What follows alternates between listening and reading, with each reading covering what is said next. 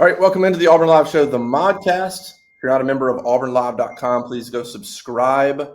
7-day free trial, as we always do. I would say it's a pretty good time to go subscribe to auburnlive.com. There's a lot going on. This is the Modcast. We got Jeffrey Lee, Keith Niebuhr, Pink. What's up, fellas? What is up, man? We actually got an even better deal right now, I think, Justin. We get that 50% off situation where you can yeah. the whole year for half off. So, like I tell everybody in these tweets, we feel like we got the best intel. We feel like we get the best overall coverage. And then obviously the intrigue right now is through the roof. So it's a pretty good time to take advantage of this deal. Drama. Well, let's just get some thoughts on Auburn Penn State.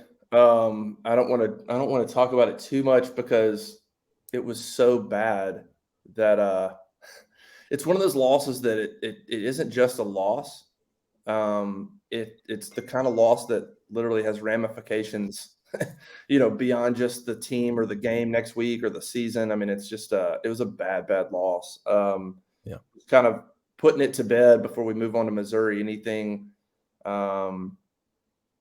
Any thoughts? Anything stand out? Anything anybody wants to get off their chest regarding what we saw last Saturday against Penn State? A lot of recruits were there. I mean, they were. They were. They were there in droves, no doubt. I mean, it was good to see them have so many guys on the sidelines that they're recruiting.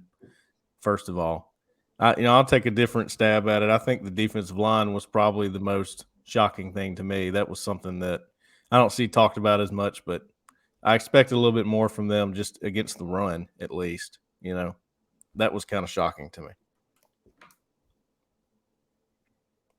Yeah, no, that was there's no doubt. I think that one of the things for a half, Auburn looked pretty decent, and really, I mean, if they could have easily been leading at the half. To be honest with you, you had the first possession of the game where you held them on fourth down at the 50, right around the 50. You drove down, you got down there. If you score a touchdown there, your 7's better than 3. Although that, if my memory's right, that third down play was just a disaster. And then, there were just a few other miscues. But again, 14-6, you're thinking, okay, let's regroup, still in this thing. And then just the first 5-6 minutes of the second half was just, man, what happened? What happened to the team from the first half? Because Auburn did have great energy coming into the game. They did execute for the most part. They didn't score a lot of points, but they were moving the ball. A lot of points, different points in that game. They had more yardage than Penn State. And then I think the fear, though, is this going to be something we're going to see in a lot of the games where, they're there for a half and then they just don't have the guns to do it in the second half. Is it players? Is it coaching? Is it coaching adjustments? Is it play calling? Is it all the above? But that's a sign of just an average team. Now, this is one game, but if you do it over the course of a few games where you're in it for a half and then you fade away, well, a lot of teams do that. What the score is at halftime isn't irrelevant at the final, right? It's a 4-quarter game, and so what we don't know is this an anomaly or is this kind of what the standard's going to be this year? What they are. They are what they are, maybe. We'll see. We now have a pretty good sample size. They look good for a half against Mercer. Of course, that was Mercer. Guys our size were playing on the Mercer team and did not look great against San Jose State, a staff that knows these guys and what they do. And then now didn't look good over a 4-quarter game against Penn State. So there's some real concerns here. Where's the, we said this before last week. Where was the, we went over this last week, guys. Where when you look at this team, where are the spots that give you confidence? And we couldn't come up with a lot. And that was before this game, before this Penn State game. So now we have even a greater sample size against the most quality opponent they've played this year. And we probably even feel worse about them than we did a week ago. So maybe this is what they are. I thought the last possession of the second quarter and the first possession of the third quarter was all you need to see. Hey, Auburn was moving the football right before half, 14-6. TJ's making some throws. I don't know if they were great, but the receivers were making catches, and then Shedrick fumbles it, and that was ball game. Because, well, actually not really, because then you're going into half thinking Auburn's getting the ball back. Auburn's getting the ball back third quarter, chance to do this again. And they go 3 and out, punt the football, and Penn State 3 plays later is done in the end zone, and it's ball game from there. That was it. The fumbles, the turnovers, I've said this on every show I've been on, including last week, the turnovers and penalties, you can't do that in a game like that, and Auburn did. Yeah. It was ugly. It was ugly right. with the turnovers. You're right about the Auburn was kicking field goals, and Penn State was scoring touchdowns. yeah, those last few minutes. I mean, the shed fumble, Auburn's defense rose up and made a stop there, but you took away a scoring opportunity and momentum, and then you come out. And so I was listening to the Auburn radio coming out of halftime, and their interview with Brian Harsin coming out of halftime, and he was like, he said, they said, "What was your message to your team?" He said, "My message is we're going to come out, we get the ball first, we're going to come down, we're going to go out, we're going to score, and we're going to go play." And that was the message. And what happened was -9 yards on the drive, a punt, and a Penn State touchdown like that. I mean, it couldn't have been a more opposite thing than what Harsin told the team.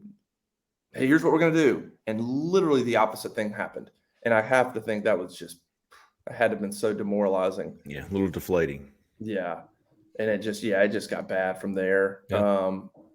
And I think Cole, like what you said, the defensive line, some of that stuff was more frustrating. The offense has got issues, but watching the defense get run on is like, good gracious, like that's supposed to be the strong point. And you gave up 245 on the ground. Yeah. And somebody was telling me, they were like, well, you have a defense this lost its spirit and they're demoralized. Offense isn't doing anything. The score's getting out of hand. And I get that thought, and maybe, but here's the thing: Penn State only ran 62 plays. It's not like Auburn's defense was on the field for 85 or 90 plays and they just wore out. They only were on the field 62 plays, and they gave up 8 yards a play. So if they got demoralized, and I mean, first of all, it's not really an excuse, but if it happened real quick because they weren't on the field that often. Justin, that's a great point. That's a kind of a lame excuse too. And I'll tell you why. Teams win 16, 13 games every weekend where their offenses don't do jack squat and the defense holds it together for 4 quarters. And that's how you win. People win defensive games every Saturday. And, I'm not saying the effort wasn't there. To me, I don't know about you guys. I just don't think they got – I keep saying it. I don't think they got the dudes, man. That Auburn does not have the horses right now. And that's concerning too, because you've had a couple of years to address this, not with high school guys. That's hard. But through the portal, your offensive line it's the same guys. It's the same guys. You're asking the same guys to be significantly better from one year to the next. And now I think everybody knows why Bo Nix was running around in circles and running for his life a lot of the time. Maybe when he did that, it wasn't a bad thing. You know what I mean?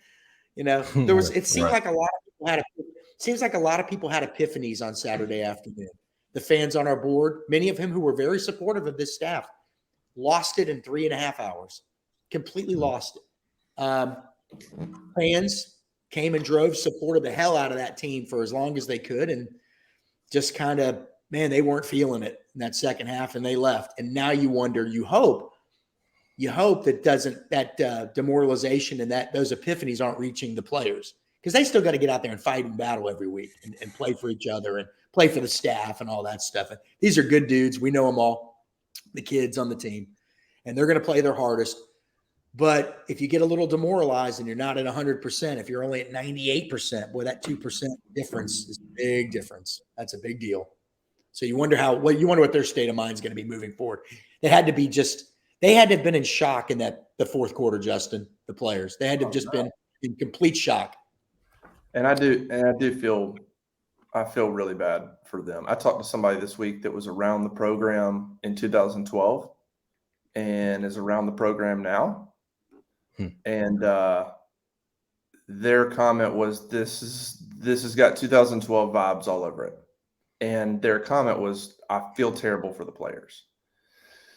Because I don't know how. I mean, they need to rebound this week. I mean, the thing is, the players, man, they just want to play football. So, like, I do think that their mindset's a little different from other people's. Those guys just give me the next chance to put the helmet on and go play. And so, they need to bounce back performance this week. 1 week could make a lot of difference in terms of just their vibe and energy.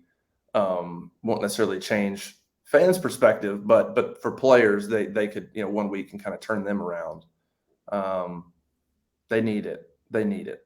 When I hear 2012 vibes, boy, that is nightmarish stuff. Yeah. Well, Justin, let me ask you this, and between this team and 2012, the 2012 team, I didn't get to Auburn until 2013. That 12 team had the foundation for the 13 team. So there were players on that team. There was some real talent on that team. Could you see the light at the end of the tunnel then? Because I don't necessarily see it right now. Well, it was more difficult because the similarities are quarterback. 2012, the quarterback situation was a disaster, kind of like this one. I mean, by the end of the season, you had freshman Jonathan Wallace starting, and you went through 3 quarterbacks. So that was kind of the real issue with that team. And then, I don't want to say the effort maybe wasn't there late in the season. You can't give up 60 at home to A&M and say, that you're giving everything. Yeah, shutout by Georgia, shutout by Bama. So things just got out of hand with that team. But it was mostly a quarterback situation, similar to what's going on right now. Yeah, I think the offense was so terrible in 2012. But, it's kind of a weird stats game on this Penn State game. The first 3 drives Auburn had were 9 plays, 10 plays, and then 12 plays. 2 of those ended up in a field goal. 1 was an interception. I mean, they were moving the ball. They had over 400 yards of offense. As far as time of possession goes, that was pretty much even. I think it was like 50 seconds apart for each team. So, I don't know. Is it just the turnovers that just messed it all up, or because they were moving the ball? I don't remember the 2012 team having any offensive success, if I remember correctly, at all. Really bad. So, hell, look at the first drive of Auburn's. The defense holds Penn State at midfield on 4th down. Yeah, Crowd's going freaking crazy, man. yeah, oh yeah, that place is jumping. Auburn comes out, Tank hits some 8-7-8 yard runs. They get down there, stall in the. Of course, I looked at Cole and I said, "You jinxed them." Auburn has scored 8 of 8 touchdowns in the red zone so far this season. They get down there, they score a touchdown there. I'd like to see what happened. They didn't. Penn State holds them, kicks a field goal, and you're thinking, all right, we got us a game here. Penn State answers the next drive with a touchdown. Auburn gets the ball back whenever it was, kicks a field goal. Penn State answers with a touchdown. It's 14-6. There you go with Shed Jackson, the fumble before halftime, the disastrous opening second half drive, and Penn State answers with a touchdown in this ball game. Well, yeah, I'm sitting here looking at the drive chart, and you're right. This tells the story. These are consecutive drives: fumble, Shed Jackson, end of half, punt coming out, fumble, interception. That's right. The whole game ended in that stretch right there. That's the whole game turned in that stretch. And when you go back to last week, and we talked about ways they needed to win, they had to. Maybe not win the turnover battle, but at least be in the turnover battle, create a turnover. Didn't create a turnover.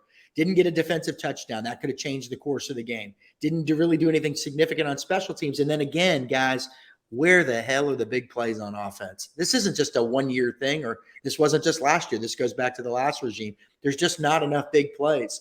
There's just not there. You got to sometimes have that. In a game like that, it may take a 60-yard touchdown play that just comes out of nowhere to win a game like that. What does it take to make a big play? I mean, to have a big play, what do you need? Well, you need players. Jimmy's and Joe's. You need time. I think you need time to make a big play happen. And the offensive line is, I mean, they're not equipped to give any against a quality opponent. They can't. They're not given any time. And I don't know. I mean, I don't know offensive line. I do wonder how much they missed Nick Brahms on Saturday. I mean, they did. They missed him a lot because, unfortunately, Tate Johnson was, a couple of missed assignments turned into turnovers or big plays. Yeah, just A-gap blitzes. I mean, look, give some credit to Manny Diaz too, because he took advantage of the weaknesses very, very well, I thought, and kept doing it. So that was something else. I thought they did a good job with that and saw it on tape and said, we're going to go right at that. Don't overcomplicate it, and let's see if they can handle it. And they couldn't. So I'm gonna get something off my chest, and I'm gonna be done with the Penn State game. TJ Finley was 11 of 19, if I'm not mistaken. 10 of 19. One was 10 of 19. One was 11 of 19. Yeah, 11 of 19. You're right. Okay. And I know he was 60% of the time running for his life. I think that was a stat we saw somewhere. Yeah. But even time, man, don't get me wrong, he made plays, but man, like half of his completions when he had time were because the receivers made adjustments. I mean, as I said, I just don't think he's the one. Even the good plays he had, it was last week against San Jose State, and he threw this long bomb crossing route, I believe, or a post or something, to Javarius Johnson down to the 10. Well, he was second late on getting that ball to him. He threw him out of bounds, and then Johnson saved him. Landon King that was great. I guess that's a great catch. But Javarius Johnson, there was several low and behind him, and Javarius makes catches. But the problem is who the hell are you going to put in there? I don't know. Justin, everybody wanting to see Zach Calzada. Here's the thing with Calzada, and I don't know if he's going to play or not. I have no idea. Justin knows more than me about that. He's not. He's not. I've seen him in games. Okay, I've seen him in games do enough to win SEC games. I've never seen TJ Finley do that, and I don't care what's going on in practice. Yeah. I don't know. That's why when I said before the season, if TJ Finley is your guy, there's going to be problems. He's not the one. And that's why we all thought Zach Calzada was going to be the starter. Just for game performances. Hell, I don't know, man. I just and then the 2-quarterback system, y'all know I shit on that. And you know why? It doesn't work. It doesn't work. TJ's dad went public with that. He agrees with you very much. So the stats and everything else from the past 25 years. No, he's not. I mean, TJ, he is what he is. I think most people knew that, and we heard different things. I mean, I was out there listening. I was out there practices, and you listen to players talking about how he's a different player. And I was like, he's not going to play, huh? So Zach's out. Yes, I'm trying to think of when this is gonna air. Yeah, he's not playing. He's not playing, and so it'll be Robbie and Holden. And Holden's gonna play against Missouri. It's just what can he do? I mean, they'll try to get him in there and probably not ask him to do too much. Like, get the ball out of your hands. Just try to get him into. They're not gonna don't drop back and sit there and throw bombs. But well, do you think it's another 2 QB system with Holden and Garner? I mean, excuse me, well, Garner and Ashford. Sort of, but it won't. I don't think it's going to be similar, at least not right off the bat, just because I don't think Holden's ready to operate 50-50 with Robbie. I mean, maybe, but I would think first game it could be maybe more 70-30, and then maybe if they feel like Holden has got a grasp of what it takes to run an offense in a game and operate the things that are happening and whatever, maybe that increases against LSU, but it'll be a 2-quarterback system to some degree Saturday. I just don't know. To what degree. Do you think Auburn will ride Tank Bigsby? They should. Yeah, they should. I've heard that's that's a huge focus obviously this week. But I heard that going into Penn State. Like what I heard going into Penn State was, hey, we're going to make them feel us running the ball. That we have to do it. But what happens? What happens when teams fall behind though?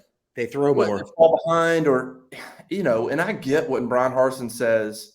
Hey, I get it. Teams stack box. Like you have to adjust. I get that, but knowing your skill and your personnel on offense, if you're Auburn and you're Brian Harsin, and who your best player is, if there's 8 men in the box, man, all right, we still got to run the ball. I mean, you can't just let a defense go drop an 8th person in there and go, well, there's their 8th guy. So now we're not going to run anymore. We're only going to pass. I mean, if it's that easy to dictate what you do on offense, that doesn't seem like a great game plan, especially when your passing game is the weaker part of your offense.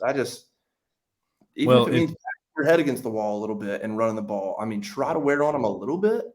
You can't give Tank no carries in the second quarter. Now Jarquez got 5, but still, why in the second quarter you just give Jarquez all the carries and not Tank? Like that was just. Well, they seem to like to give it to him under center when they go with the 2 tight ends, which is what they had success with in the San Jose State game when they finally got the ground game going. Every single time they went under center, 2 tight ends, Penn State loaded the box, sent your pressure, and shut it down. So there has to be variety in the way you do it. And like I said, when I'm going through the game and I'm scripting plays and going through and looking at the schemes, I find 2 run schemes every time, wide zone and mid zone, and that's pretty much all they got. I just think a little more variety could help that. Last week, well, here's what I was going to. Prize picks, man.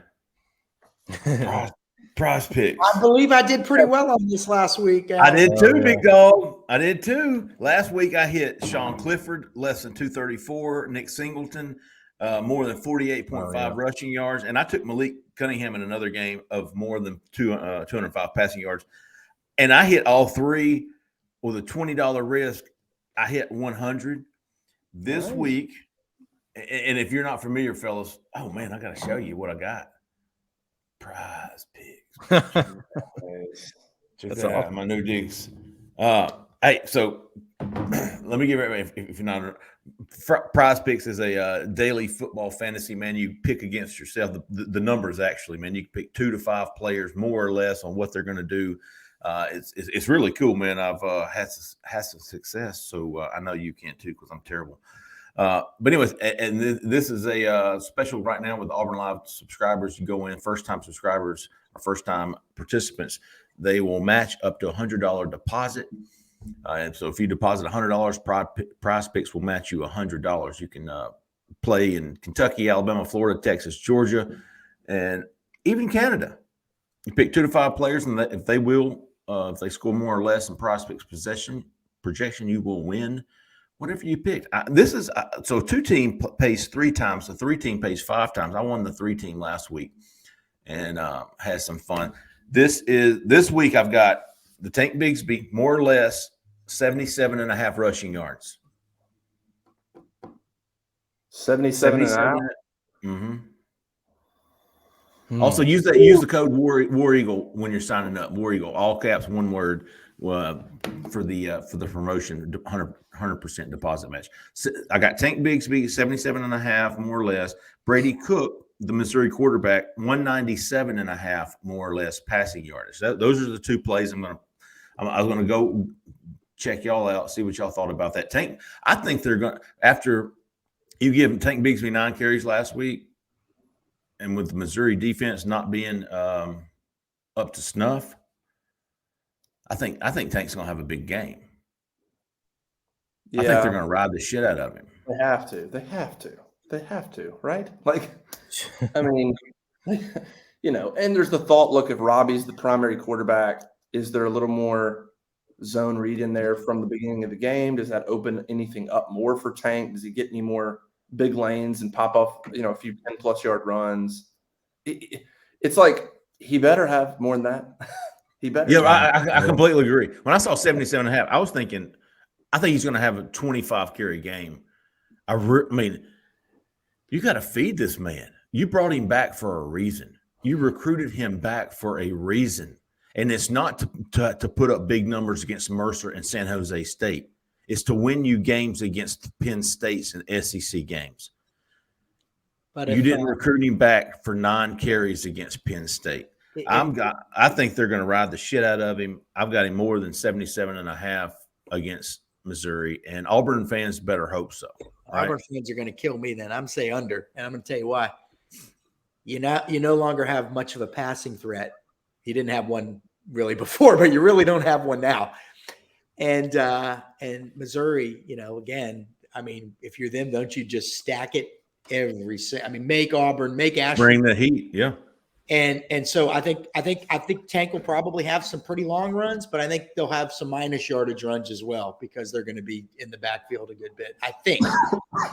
We'll see. Now, Missouri thought they were going to be a pretty good team before this season if they could find a quarterback. And they're still sort of – I think he had his best game last week, but obviously that was against Abilene Christian. But I don't know. I feel like they think the rest of their team was going to be okay. Now, they haven't been great, but I think they're going to really try to put as much pressure on that Auburn running game as possible. So I'll say under. Cole, what about you, man? I'm with Keith today. Okay. I'm going less. For some reason, something tells me that Robbie Ashford is going to be Auburn's leading rusher against Missouri. I just have a gut feeling that he's going to get in a lot of passing situations and run, kind of like Finley did on those third downs. I think honestly, I think it might benefit him if he did that. Look for a running lane when he had a chance. So I think that they'll get in a situation where they're going to have to throw it some, and I think he'll run and maybe do well in that. We'll see. So I don't know if they'll use Tank as much as I would want them to. I'm not banking on that. Justin. Yeah, that's a fair point. And if that happened, Auburn could, that's not a terrible scenario. That's not a terrible scenario at all. I feel like he's going to bust off a couple of long ones. That's why I think he might tick over that 77.5. And, maybe he doesn't carry the ball 25 times, but maybe he gets a few long ones mixed in. With Robbie being the quarterback, I could see the carries not being 25. You got a running quarterback, an option quarterback. I could see that. Also, here's something we don't know. And this may be trying to think I'm smarter than I am here, but how did Hank? It's not Hank. How did Tank, Pete Sanchez and Hank Bigsby, how did Hank handle not getting carries last week in practice and in meetings? How do you think? He might have been great. Look, he might have been great. I don't know. Yeah, don't know. We don't know the answer to that. But if it wasn't the response that the staff wanted from him, and Hunter, by all accounts, is a team guy, right? I mean, you know what I mean? Like, so maybe they don't. I mean, how do I put this? It's not that Hunter didn't do anything last week, right? I mean, he did okay in spurts. I mean, so I don't know. I don't know that they're going to take carries away from Hunter. They still really like him a lot. They seem to like him quite a bit. Yep. So I don't know that Tank will get 25 carries. So I don't know. I could see a scenario where him, Ashford, and Bigsby, where Tank, Ashford, and Hunter all get around 15 to 17 carries. I could see something like that. Yeah. I don't know. I'm just throwing that out there. No, I hear you. Jeffrey, let's do Brady Cook. Yeah. Brady Cook, 197.5 passing yards, more or less. Well, he's averaging 208 a game right now. You think they're going to be playing from behind? You would hope, as Auburn fans would hope, that he is playing from behind. If they're playing from behind, he probably has more passing yards, wouldn't you think? Yeah. Mm-hmm. He's kind of I studied him a little bit this week. He's got sort of happy feet in the pocket where he'll jump around a little bit and get kind of out of sorts. Brady Cook. Of course, their pass protection has been sort of like Auburn's at times, but it's pretty accurate. I'll give him that. Especially do they run the ball well, Cole? Do they have any ability to run the football? They are decent at best. Their top option at running back is an FCS transfer from Truman State. Have you heard of Truman State before? Well, Harry Truman was from Missouri, okay? Wasn't he? I'm pretty sure. Yeah. How would anybody know that? They use like 4 or 5 different running backs, like in rotation. So they have some fresh legs at least. I mean, their stats are almost identical, Cole, to Auburn's, and it's amazing. Missouri, Kirksville, Missouri. Keith. They pretty much run everything out of the pistol too, so kind of keeps you guessing which way the running back might go. That's something else that I don't know. They've had kind of similar success to Auburn. I'm looking at the team stats 32 a game for them, 26 for Auburn. Points allowed, 27 for them, 24 for Auburn. Total yards a game, 422 for them, 430 for Auburn. Yards passed, 220 for them, 225 for Auburn. Rushing, 202 for them, 204 for Auburn. And really a fairly similar schedule. They both had one Power 5 game. Theirs was a humiliating 40-12 loss at Kansas State. Oh, yeah. Auburn's was a humiliating 41-12 loss to Penn State. I mean, it's eerie how similar the numbers are between these teams right now. We thought Penn State and Auburn were pretty evenly matched, but really it might be. So did Vegas, to be fair. So did Vegas. Yep, you're right. You're right. So who's taking more or less 197.5 for Bino Cook? I'm going more. I mean, Tom Brady Cook. Oh man, More for me. CP's going more. All right. Hope. I mean, yeah, you'd have to go more. I mean, there's nothing really to say that Auburn's gonna shut it down, and if it's less, then either Auburn's secondary found itself, or they can't stop the run. They still can't stop the run. I don't know. I'd probably have to go more, I guess. Going more, Keith? Yeah, I'll go less. I just think I hear you, big dog. This is going to be a survival game for both teams. I hear Just you. whatever it takes to win, I think it's going to be in that like 24-22 score kind of range. I know Justin loves when I throw out those weird numbers, but I'll say I think he's going to come in under. I think both teams are going to come in well under 400 yards. I probably will be dead wrong. An ugly game where two teams are trying to find their identity, trying to survive. 11 a.m. kickoff where you're not really hyped up yet. You're not, you're not even really awake. I just a game of survival. So I'll say under.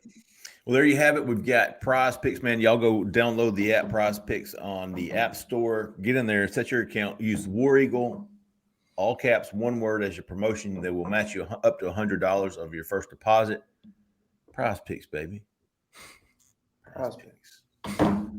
We will review next week.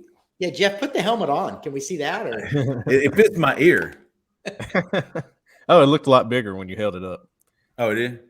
Yes.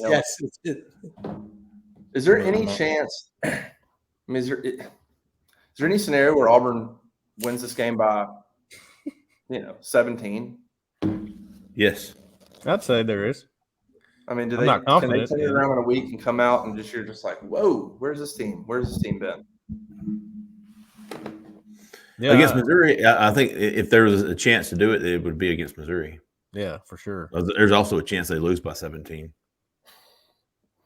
They're really. I mean, there is. I mean, the way that. Yeah, I told somebody earlier. Like, I don't know what to expect. I have no idea.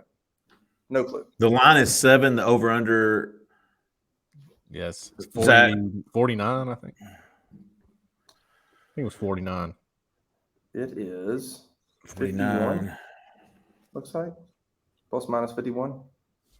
One of the questions is going to be, what's the mental state of these two teams right now? They both had humiliating losses, but Missouri's was a couple weeks ago, so they kind of were able to get their heads right a little bit last week, and they didn't look great, but it was at least a win. And now Auburn's stinging. Auburn stung from last week. So how quickly can Auburn get back to the mental state, the place they need to be at by 11 a.m.? 51 and a half. Thank you, Zach. Yeah, I think it's. Well, that's and Keith. Yeah, that I was thinking. The first quarter is massive. I mean, I think there'll still be a decent crowd there. From talking to somebody in the ticket office up there, the tickets are sold. Missouri's not going to bring anybody. Auburn fans, I think for the most part, will still be there. It's just going to be a little bit of a late arriving, like they're rolling in. It's not going to be the same kind of atmosphere. The team. This is one where the team needs to go out there and generate the positive momentum in the first quarter. They're going to have to sort of ignite the fan base probably a little bit and get them into the game, have some good things happen. Because if they end that first quarter at 7-3 Missouri after last week, that's gonna have a lot of fans, kind of nervous in the stands, and that's going to carry over. So I think it's going to be on the team to come out and create some positive momentum, get the fans excited, be up 10-0, something like that. 2 quick score. Sorry, I'm still sick. Be up 2 quick scores. Rolling.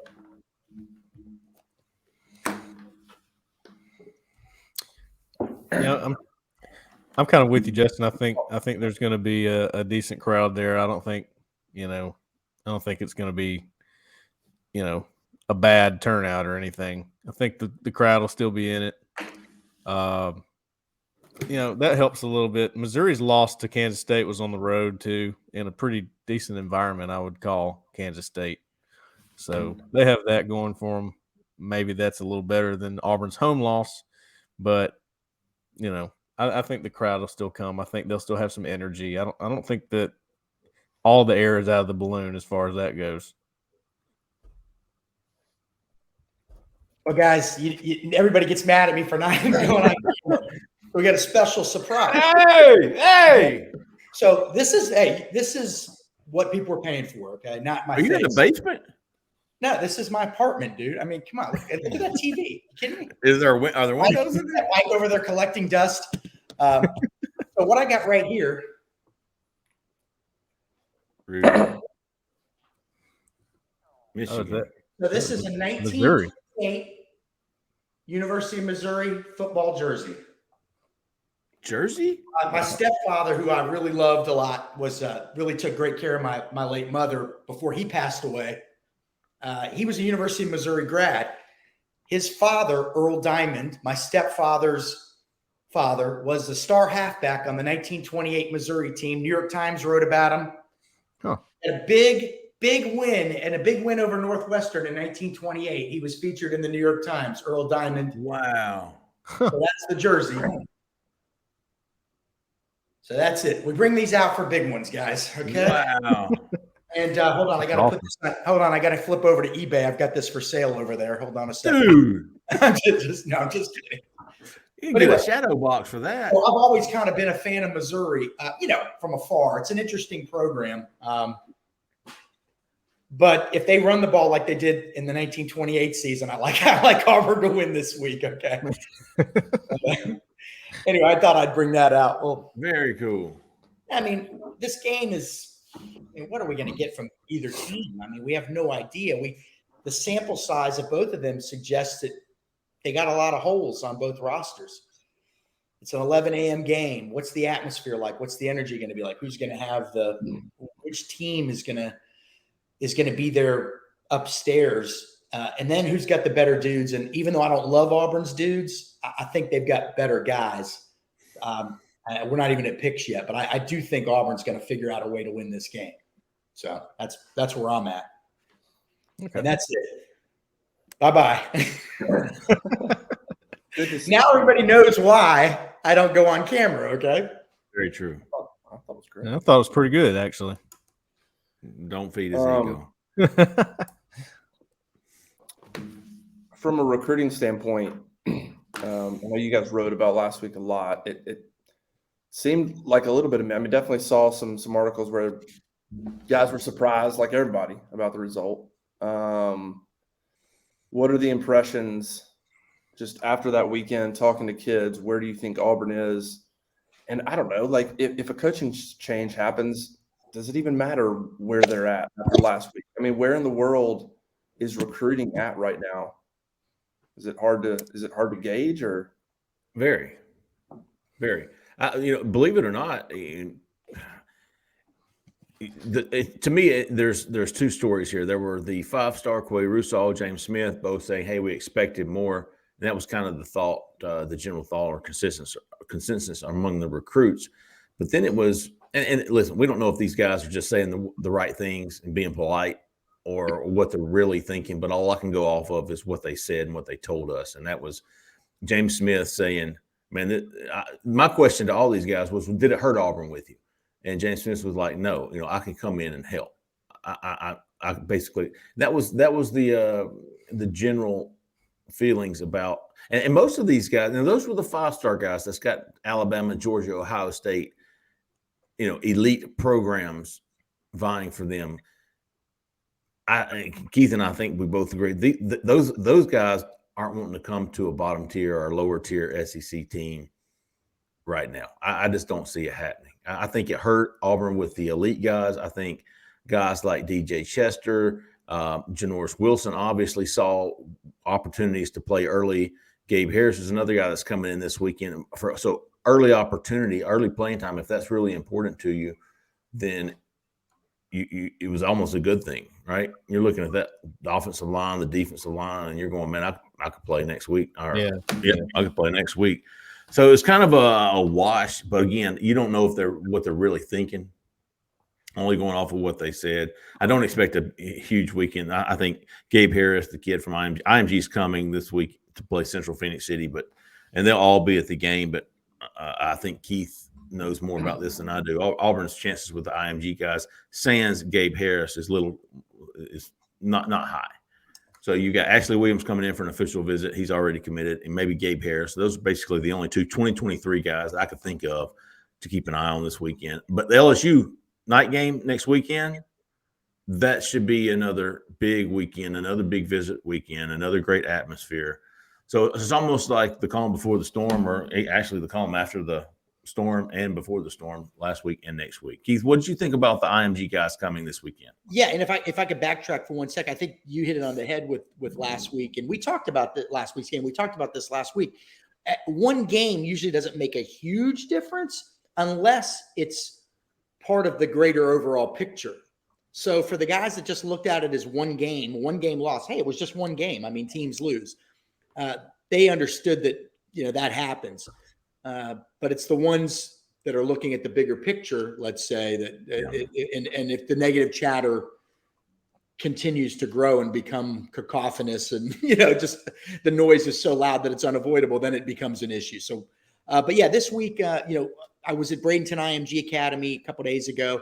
Auburn is really pushing hard for Georgia edge commit Gabriel Harris. And you'd think, why would they ever have a shot to flip a kid from Georgia right now? A few things working in their favor. One, immediate playing time is there with Leota and Derek Hall. He knows that. That's significant to him now. The counter to that is Georgia. Nolan Smith is playing his butt off right now for Georgia. Okay, he's going to be a first-round pick, so they're going to have an opening there too. Now the difference is Georgia's been recruiting at a higher level at the edge position. They've got guys waiting in the wings. So, two, his relationship with Rock Bellantoni. We continue to hear good things about him as a guy that's being able to really, for all the criticism that's been out there in the ether of these guys not connecting well with kids. This guy has, Rock Bellantoni. I don't think there's any question about that. Cole hears it. Jeffrey hears it. We all do. And then thirdly, he is very good friends with Adam Hopkins, the 4-star receiver from Thomasville, Georgia. They grew up together. This kid's actually from Thomasville. So he's going to reconnect with Adam. They're going to talk about Auburn, and we'll go from there. But IMG otherwise, it's a loaded roster. But according to my intel, Auburn's not really a factor with anybody other than Gabriel Harris right now. Now, saying that, they still have 2024 starters on their team, kids in that class, and they have 2025 players. For instance, they've got a young quarterback from Pensacola that doesn't play much for them, but is moving up the chain there. Is moving up the board at IMG now. So he's going to be a guy we're watching closely the next couple of years. If he has a good visit this weekend, if he loves Auburn, what's close to Auburn? Pensacola, right? And so those are the guys that I'd be watching and paying attention to more than the kids in the current class, because most of those guys, the Phil Pachotti, the big-time linebacker that Auburn loved, he committed to Oklahoma. Those guys, I think that ship has sailed for the most of those guys. But the younger guys, it'll be a significant visit. They're going to get to Justin, these guys are going to get to practice at Auburn, okay? Not just go to the game. They're going to get to practice at Auburn. They're going to get a real feel. This is IMG, one of their, I think, 2 big college tours this season. This is a huge opportunity for Auburn to showcase what it has to the younger guys on that team. So even if you did, for argument's sake, have a coaching change, at least those guys would have had the experience at Auburn and see what's being built there in terms of facilities and things like that. So it's a win all the way around, I think, for Auburn. Did they come last year and play Auburn High? They did. They did. Yes. Auburn High almost won. Maybe should have won. Yeah, I was at the game. It was very, very close. Yeah. Actually, Powell Gordon on the very first play of the game strip sacked A.J. Duffy, the quarterback for IMG. And the very next play, he scored a touchdown on a pass. He caught a pass for a touchdown. I mean, Justin, they've got the number one. First of all, their whole offensive line are Division I guys. Their whole defensive line are Division I guys. One of their running backs is the number 1 running back in the country for next year. It's just an absolutely loaded team. They actually have 4 or 5 teams there This isn't even the only team they have. This is their national team, I think it's called, or something like that. Then they have a varsity team then that plays that like a regular high school schedule. It's really an interesting thing, and they're run like a. I don't want to bore the hell out of you guys, but they're run like a college program. They've got GPS trackers in their shoulder pads, so they get all the stuff. They get all the numbers. Who's performing at a high level? They got everything. Their head strength coach just spent the last 8 years on the Alabama Crimson Tide staff. I mean, it's like a college there. But again, if you're Auburn, you got a chance to host these young guys. Give them some time. They won't have to. The Penn State game would have been worse because they wouldn't have had much time for these guys. Now they're going to have all the time in the world to start building relationships with some of the younger dudes on that team.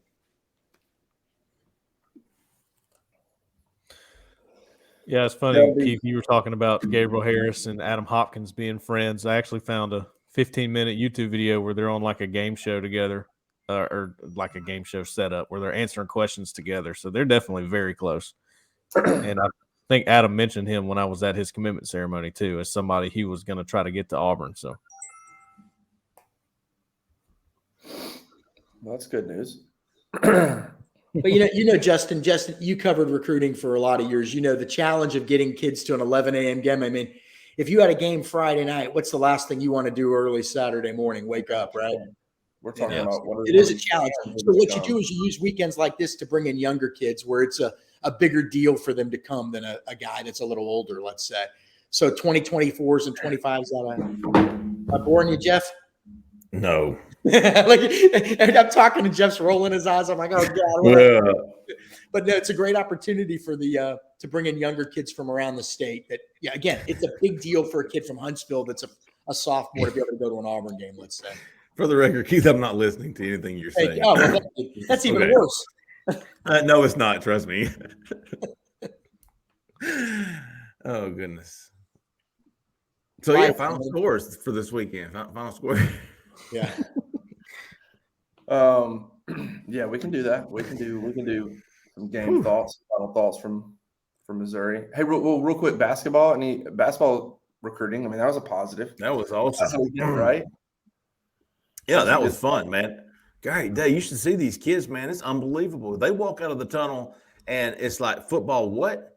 You had 7-foot center Peyton Marshall, the number 7 center in the 2024 class. You had the number 1 power forward in the 2024 class in Ace Bailey. You had the number 5 point guard in Tahad Pettiford. You had the number 5. Those 3 guys were there on official visit. Then you had the number 5 power forward, Jaden Williams, on an unofficial visit. There were just studs everywhere. This weekend, you've got LeBaron Filan, the number 1 player in the state of Alabama, who's a stud, coming in for an official visit.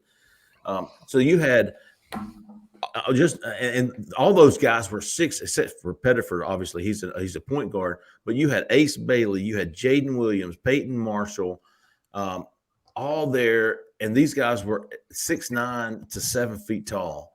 And man, it's impressive. And to hear what these guys have I think Auburn's got a real shot there with Peyton Marshall. I think they got a real shot there with Ace Bailey. I think Tahad Pettiford, he's from New Jersey, probably going to have – but his favorite player was Sharif Cooper. Ira Bowman's working him hard. I think the 2024 class is going to be so much fun for Auburn fans and for myself, man. You're talking about, Bruce Pearl recruits guys as Nick Saban does, as Kirby Smart does, as the Ohio States does. I mean, they're going to go out. That 24 class should be a fairly large class with numbers because Auburn will be losing a lot. And I think it's going to be they're in on and they've known this for a couple of years. They've been recruiting the hell out of these guys. It's going to be a lot of fun to cover this 2024 class. 2023 class, you've got Aiden Holloway committed. You've got you're still after some guys, but nothing really brewing at this time. Not a lot. Auburn won't be losing a lot after this year, but so it won't be a big class. Maybe one more, maybe. They really don't know. So they're just kind of playing it by ear right now. Wasn't somebody on the board complaining that Bruce had lost a step in recruiting last week? I'm sure. I'm sure. The Peyton Marshall guy, Jeffrey, 7-footer. What is he like? 350 or whatever he is. He had Right. I thought he was an offensive tackle. I was just talking to everybody that was on the sideline. I went up to him. I noticed his name tag was a little different, but I was like, I got to talk to that guy. I mean, he looks like a NFL, offensive tackle. So I said, are you we talked for a minute. I said, are you a tackle or a guard? He goes, I'm center. I said, wow. I walked away thinking that's the biggest center I've ever seen in my life. You got to forgive me. I'm football minded here, Well, if I could tell a quick story, when I was at IMG the other day, I went and watched a little basketball too, and there were college coaches. I don't want to say who because that's not. Yeah, they tell you stuff in confidence. But one of the college coaches I was talking to from a major program regarding Peyton Marshall said that he knew somebody that was going to at another school that was going to go see this guy play or go watch him during this current evaluation period. And that guy was said, "Nah, man, don't waste your time. It looks too good for Auburn right now." They have to be pretty selective with who they go see. I mean, you're putting a lot of time into guys. And then also the same person said that Bruce really has Atlanta on lockdown. And that's not, I'm not saying anything that you guys don't already. Justin and Jeffrey have been covering the basketball. Well, it means more when it's coming from another, another coach. Exactly. And you guys know that, but it's, you're right. When you hear it from somebody else, Very interesting.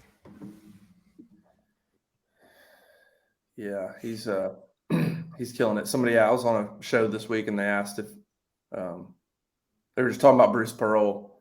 And I don't know if you guys could hear, there was a point early in that game when Bruce walked down to his seat in that section where recruits are. It's right below the press box. And I could hear the fans through the glass. They all started yelling, Bruce, Bruce, Bruce, Bruce. Yeah, I heard that. Like the whole section. Like the football, I mean, it's just wild. The football game's going on and you've got a couple hundred fans that see him walking down and turn around and start chanting his name.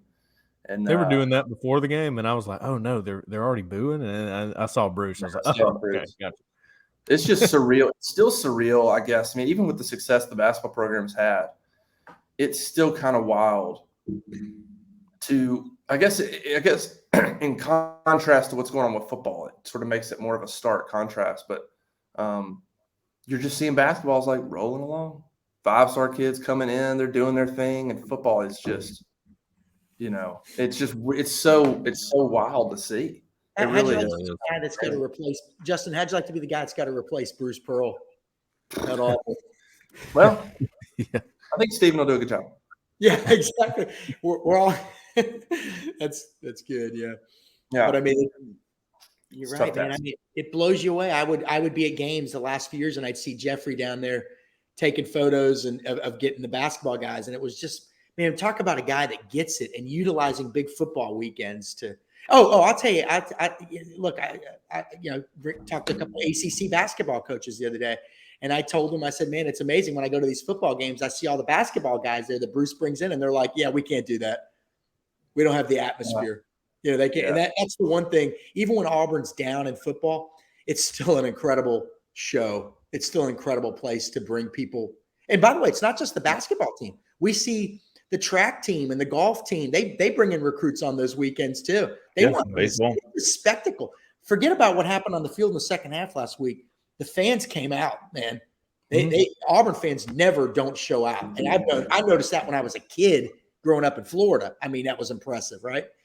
And but Bruce, man, I'll tell you, what that guy. I mean, how do you not just God, it's unbelievable. It really is. On top of all that, you've got, we talked about Phylon coming in this weekend. Jamie Shaw just actually broke the news earlier this morning that Cam Scott, who is on threes, number 13 overall player in the country. Cam Scott, number 1 shooting guard in the country, has set an official visit for November the 11th, which just so happens to be the weekend that Texas A&M, or November 1st, I can't remember. Just so happens to be the weekend Texas A&M will be coming to town for the football. Where's he from, Cam Scott? He's from South Carolina. Sounds familiar. Did he by chance come in this summer? He's from Lexington, South Carolina. Yeah, that sounds familiar. Yeah, he's here last summer. Yeah. He's a 24, right? 2024 kid. Yep, that kid was here last summer when you and I were up there watching camp. He was a younger kid. Yeah. He was a little kid. He had a Team USA thing. He was a really kind of a more refined athlete. Yeah, big time. I'm trying to scroll back through. He was at that elite camp, Justin, if I'm not mistaken, that we went to. Yeah. Jeffrey was one of the kids that just came in from New York. New Jersey. New Jersey. See, that's the part that maybe blows me away more than anything, that he's made this. It's not just that he owns Atlanta. It's that he's got this pull to be able to. I mean, Jalen Green was playing ball. I don't remember where he was from, but was playing ball out at the prep school in Napa Valley, California. New Jersey. Heron was from up north. I mean, it kind of reminds me in a way, although I think what Bruce has done is way more impressive, of Bobby Cremins when he was at Georgia Tech. He kind of made it a national brand, and they were able to get Stephon Marbury and guys from all over the country to come down to the South. And it's just, it's funny. I have friends that follow other teams and are fans of other teams, and they all think they love Bruce, man. They think he's incredible. Fans of other teams, Well, you got Ira Bowman, who's got Pennsylvania, New Jersey. He's up that way. He's got connections all over Philadelphia, New Jersey, and that's where some studs come out of, right? And then you've got Wes Flanagan over in Atlanta, again, which has become a hotbed in the country of recruiting. And both of those guys, along with Stephen Pearl, let's don't forget about him. They're all just so likable, personable, just great dudes to talk to. And these kids see that. And then you've got Bruce Pearl at the helm, and just they love his style. He is a very player-friendly style. We've all seen that. Hell, sometimes people kind of get frustrated with the freedom he gives these players, but man, these players love it, and it obviously works. So it makes for just a great environment for recruiting, and I love it. Since Bruce come on, I've enjoyed it. It's a lot more fun when you cover the 5 stars and the high 4 stars, and Auburn actually gets some. Like it's a lot more enjoyable. Yeah. Oh, there's no question. Killing it. All right, let's do some Missouri thoughts here, and then we can roll out. It's funny, we all earlier were like, we have no idea what to think. And so I'm curious to hear what kind of score predictions we have. And if you don't want to give, I don't care about score. If you don't want to give a score, if it's like I have no freaking clue, whatever you think is going to happen. Does anybody have any like bold thoughts that are on top of their head? They're like, I know exactly how this thing's going to go. Oh yeah, for sure. Or how it needs to go. I guess I'll start just kind of blabbering. I think I'll say this, man. If they somehow lose, I would be a little bit surprised if we're not covering a decision on Sunday. If they lose this game, I'm not sure how you go into the next week with your current regime, but we'll see. I think that Auburn will win. I think that at times it'll look exciting if Robbie plays a lot of the game. I think there's going to be times where there's going to be some big running plays, and you're going to think, you're going to see flashes of some stuff. And then I think there's times where it's going to bog down, and I just think it's going to be that kind of game. Big plays, a little bit of stagnation, but they'll find a way to win kind of an odd game. Maybe 28-17 or 31-17. I don't know, it's 31-17, something like that. I think they'll win. I think there'll be some good moments. It won't be consistent. I mean, they haven't shown anything to say they're going to go play a consistent football game on either side of the ball. So I just think they're going to have some good and bad moments, but ultimately pull it out. I'd like to think they finally get their first turnover of the season. Are we going to go into October with this defense having no turnovers? That's hard to imagine. So you hope that they can at least get that going. But, yeah, maybe we'll go 31-17 Auburn. Maybe they actually hit some big plays and things go right for once. Keith, did you say you're going to stick with 26-24? No, I'm going to go 24-22 Auburn. Weird game like Justin says. It's a survival battle right now. Two teams trying to figure out who they are, figure out what their identity is. And maybe a sloppy game, an ugly game. I'll take Auburn 24-22, but an ugly game. But if Auburn wins a beautiful game, in other words, they just need a W to feel good about themselves. And winning a game, a hard fought game, wouldn't hurt anybody, I don't think. But Missouri will hang around, I think. I mean, really, honestly, I think it could go either way. I do think Auburn's got a little bit more talent, but Ashford, you guys have mentioned the possibility of Ashford having some big plays. I think that's there.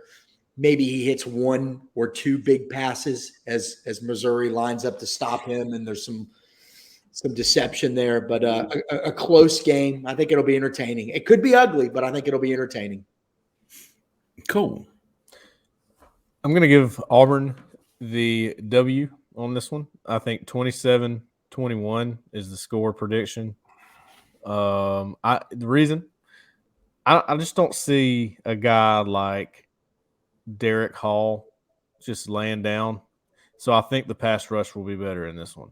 And I think that they'll get to Brady Cook and make him uncomfortable a few times. And also, I'm kind of waiting on Keontae Scott to break one of these punts. He's really trying. I mean, he's going to go for it. He's catching it on the 3-yard line. He's got a lot of confidence back there. He's a hell of an athlete. Whew. He is. He's a confident athlete. He's got a lot of confidence. I mean, he's not scared to, catching in the end zone and running out. So I think maybe he has a big return that kind of helps things. Set up a good field position maybe once or twice. I think pass rush will be better. And I think Auburn pulls it out.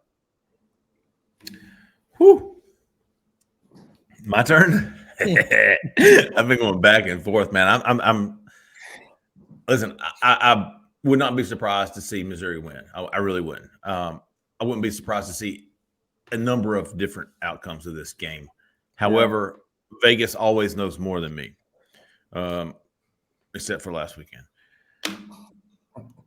No, they knew more than me. I actually had Auburn winning. No, I didn't. I had Penn State winning.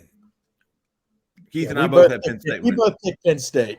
I picked Penn State by 1. I was only off by 30. So I'm going to take Auburn 31-23. I'm taking Auburn -7 over 51.5. I'm taking the Auburn and the over 31-23. And I don't know how. No idea. Oh, you're right. I mean, you're for Auburn to win, you're banking on them doing something they haven't done, which is not turn it over and hopefully force one. But at minimum, don't turn it over. Yeah. And they haven't played a game. I mean, I was told our board, last week going back, in what are we at? 16 career games for Brian Harsin, 13 games with a turnover. So it is you can damn near bank on under Brian Harsin, the offense will have at least one turnover. And 5 of those 16, there have been multi-turnovers games. So they've had more multi-turnover games than no turnover games.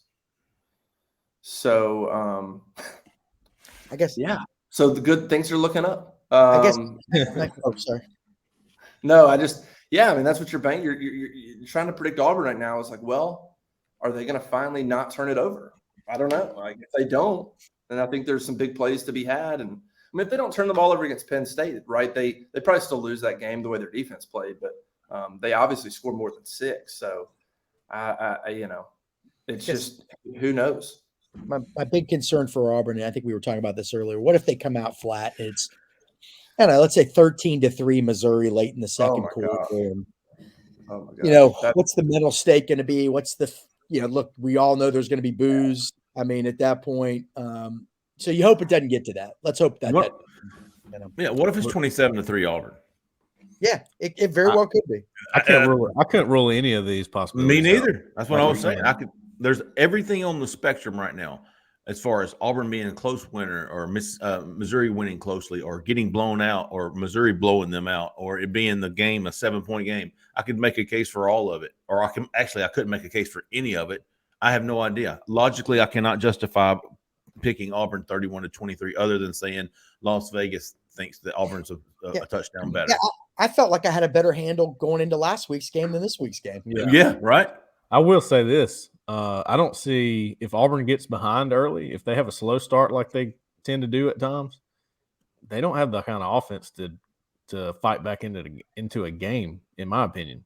But as long Well, as we they haven't don't seen fall- the offense without TJ Finley. We have no idea. as long as they don't fall too far behind, I think you stick with the run. That's the problem. These coaches historically, a lot of these guys fall behind by 14 and panic and get Yeah. away from what they do. Yep. But if they're running the ball and that's all they can do this week, then they got to stick with it, I think. You know? Sure. Yeah. Yeah, I thought it was an indictment last week watching that game. Robbie comes in his first real drive, and I think his first 4 passes went to running backs. I know his first 2 passes were called screens, and you're just like, wow, if that's not an indication of what they think his ability is to run the offense and his ability to pass the football. I mean, it took them a handful of plays. I don't know when they finally got, I think the first real opportunity that was like passing situation, drop back, throw the football, was the pick he threw.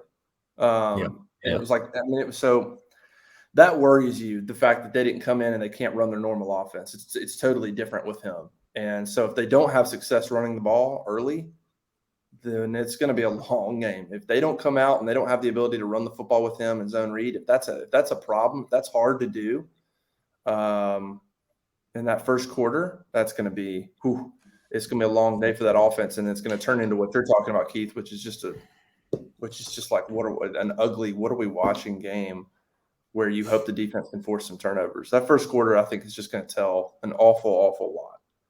Yeah. Well, I am excited to go to it after all that talk. Me too. Me too. I don't think it'll be dull. Huh? No, it won't. It won't be. I don't think. I don't think it'll be dull, Justin's what I'm saying. Yeah, no. It may not always it'll be pretty. Well, look, I mean, let's see Ashford for an extended period of time. Might be interesting. Let's see Holden Gerner. Might get a first look at Holden Gerner. That's cool. Would love to see that. You know, I mean, across the board, whoever we've talked to, pretty much consensus is Holden Gerner's the best passer on that football team. So I'm, curious to see if he gets enough of an opportunity to show that, but beyond maybe just a stop route or a slant route. Does he get to operate some stuff? 2-minute drill? Does he, can he go in there and operate something? That'd be nice to see. That'd be a little bit optimistic. You win that game and Gerner does some good things. That'd be a nice little shot of optimism for the fans and the team, I think. So It's a big weekend, I think, for the team and the players, especially with LSU coming to town the next weekend. You're looking ahead, but you got to go into Georgia with as much optimism as humanly possible, because you don't want that thing to get too out of hand. All right. Well, I think we'll call it. Everybody go to auburnlive.com, subscribe. We appreciate everybody being a part of the community over there. Plenty of recruiting coverage coming this weekend, game coverage, and all that, and everything in between as Auburn takes on Missouri and tries to be – look, we say all this, they could be 1-0 in the conference. They could be 1-0 in the SEC. That would be a good start in conference play. So we'll talk to you guys next week. See ya.